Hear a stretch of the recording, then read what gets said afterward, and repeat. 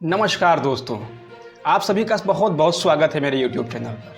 दोस्तों, आप किसी भी पार्टी के समर्थक हों, किसी को भी अपना आदर्श मानते हों, लेकिन यह वीडियो आप सभी के लिए बहुत महत्वपूर्ण है। आप सभी को पूरा वीडियो जरूर देखना चाहिए। दोस्तों, आप सभी को भली भांति पता है कि वर्तमान मोदी सरकार, जो हमारे चीफ जस्टिस हैं, सम्माननीय DY चंद्रचूड़ जी से बहुत परेशान है। आप सोच रहे हैं काहे परेशान है? तो भैया आज हम कुछ कारण गिनाने वाले हैं। यदि आप वीडियो के अंत तक बने रहेंगे तो आपको भी लगेगा कि हाँ, देश में चल क्या रहा है। तो दोस्तों, वर्तमान सरकार और न्यायपालिका में इस समय बहुत लंबा मतभेद चल रहा है। सरकार कुछ कहती है तो न्यायपालिका उसे तुरंत पलट देती है, कहती भैया आप संविधान के विरोध में जा रहे हैं। ठीक है, अब आप सोच रहे होंगे क्या क्या वो फैसले हैं। आज हम इसमें चंद्रचूड़ साहब के 5 फैसलों पर चर्चा करने वाले हैं, जिससे आपको पता चल जाएगा कि सरकार की क्या मंशा थी, ठीक है, और न्यायपालिका ने क्या न्याय दिया। पहला, दोस्तों, बहुत दिन पहले यानी 2-3 साल पहले की बात है, निजता का अधिकार यानी आर्टिकल 21 में निजता का, प्राइवेसी का अधिकार, ये जो सरकारें जो होती थी, ये मनमानी किसी का फ़ोन टैप कर लेती थी। ठीक है, जो मन में आया फ़ोन टैप कर लिया, कुछ भी कर लिया। लेकिन चंद्रचूड़ साहब के आने के बाद उन्होंने प्राइवेसी को फंडामेंटल राइट कहा और अनुच्छेद 21 में डाल दिया। कहा भैया आप कोई भी ऐसे ही किसी का सूचना नहीं ले सकते। ठीक है, दूसरा यदि बात करें तो मोदी सरकार आधार विधेयक लाई थी। आप सभी के पास भी आधार होगा।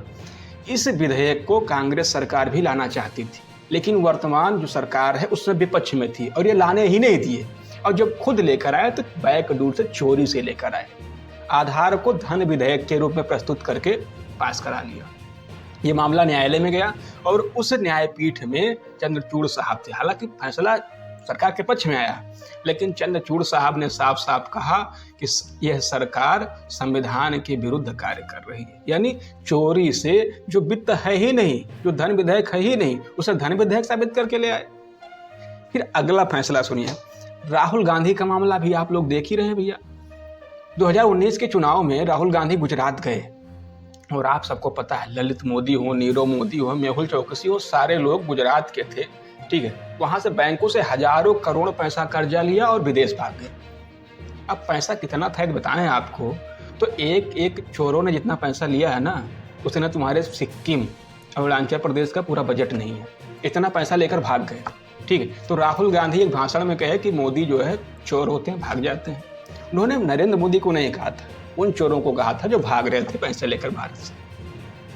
मामला मानहानि का दायर होता है, न्यायालय जाता है और जिला जज उन्हें 2 साल की सजा दे देती है और तुरंत मोदी सरकार उनकी संसद सदस्यता रद्द कर देती है।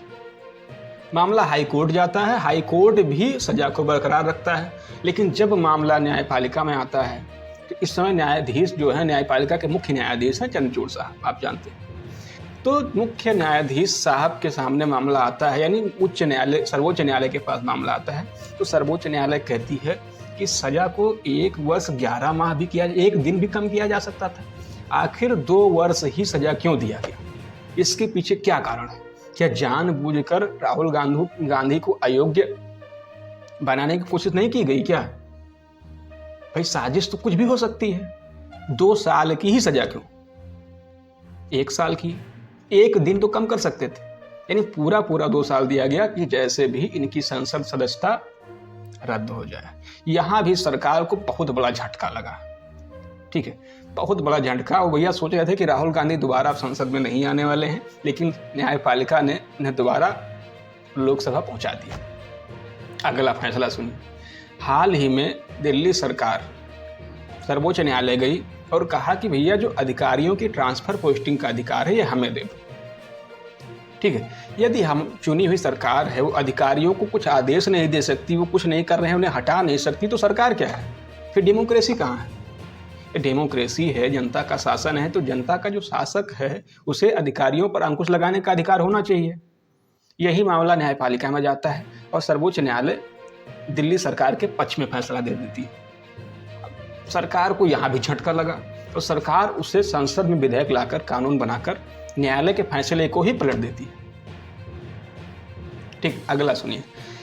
इसके साथ 4 साल पहले घटना सबरीमाला मंदिर, वहाँ ऐसा था कि जो छोटी बच्चियाँ हैं, यानी 11 साल से छोटी बच्चियाँ ही मंदिर में प्रवेश कर सकती हैं। यानी जब पीरियड्स आ जाए महिलाओं के आने लगे तो इसके बाद वो महिलाएं मंदिर में प्रवेश नहीं कर सकती। तो बहुत सारा आंदोलन चल रहा था।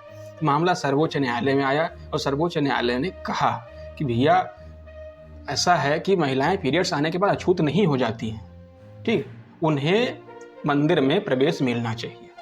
ये बहुत क्रांतिकारी फैसला था, ठीक है। इसके साथ ही खुद भी उन्होंने अपने आप पर भी इम्प्लीमेंट किया। यही सरकार आरटीआई को कमज़ोर करना चाहती है। पहले आरटीआई के जो चीफ थे उनका वेतन बनता संचित निधि से, राज्य की संचित निधि से मिलता था। अब सरकार ने चेंज करके उसे अपने अधिकार में ले लिया कि हम वेतन भत्ता तय करेंगे।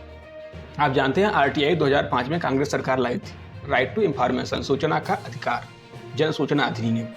सरकार ने इसमें कमियांगिरी करने की कोशिश की, लेकिन वही न्यायपालिका के पास जब खुद कर लागू करने की बात आई तो न्यायपालिका ने पहली बार यह फैसला दिया कि सर्वोच्च न्यायालय भी आरटीआई के दायरे में आएगा। ऐसे बहुत सारे क्रांतिकारी फैसले, धारा 377 हो या अन्य हो, वर्तमान जो न्यायाधीश हैं कहीं ना कहीं इनका उन फैसलों से संबंध रहा है और देश में एक क्रांतिकारी परिवर्तन हुआ है। तो मुझे लगता है यह वीडियो आप सभी के लिए बहुत ही उपयोगी रहा होगा। आप लोग चैनल को जरूर सब्सक्राइब करें और हमसे जुड़ें, ताकि ऐसे ही जो सरकार है या कोई भी है, ठीक, जो गलत कार्य कर रहा है, जो संविधान विरुद्ध कार्य कर रहा है, ये आपके लिए आवश्यक है, उपयोगी है, उन सूचनाओं को मैं आप तक सही समय तक पहुंचा सकूं। मिलेंगे नए वीडियो के साथ। जय हिंद।